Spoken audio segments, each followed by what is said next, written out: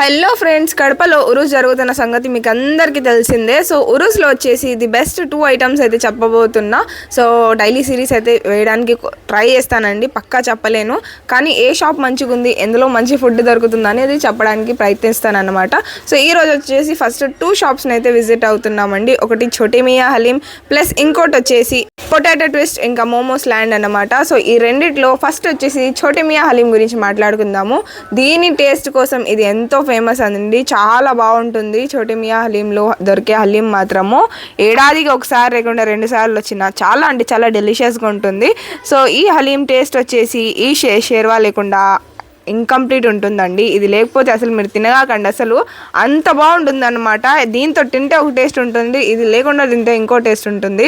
Super అంటే super ఉంటుంది. అది కాకుండా వీళ్ళ దగ్గర బిర్యానీ కూడా అవైలబుల్ ఉందండి. సో మీరు పక్కా విజిట్ అయ్యి ట్రై చేయండి. ఛోటీ మియా హలీంలో హలీము పక్కా ట్రై చేయండి. ఇది వచ్చేసి పొటాటో ట్విస్ట్ దగ్గర అయితే వచ్చేసామన్నమాట. సో ఇక్కడ దొరికే పొటాటో ట్విస్ట్కి టేస్ట్ వేరే లెవెల్ ఉంటుందండి, నిజం చెప్తున్నా. ఇది నా ఫేవరెట్. సో వేరే లెవెల్ అంటే వేరే లెవెల్ ఉంటుంది వీళ్ళ దగ్గర దొరికే పొటాటో ట్విస్ట్ మాత్రం. ఈ పౌడర్ లేకుండా ఈ పొటాటో ట్విస్ట్ ఇన్కంప్లీట్ అని చెప్పచ్చు, అంత డెలిషియస్గా ఉంటుందండి.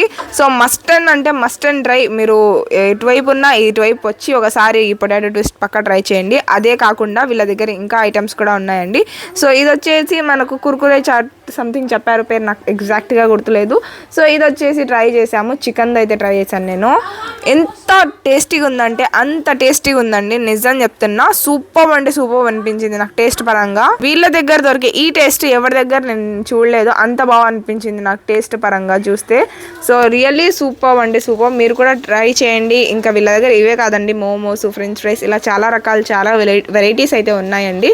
సో 2 స్టాల్స్ని విజిట్ అవ్వండి. ఇంకా మీకు ఎలా అనిపించిందో కామెంట్స్ చేయండి. ఇంకా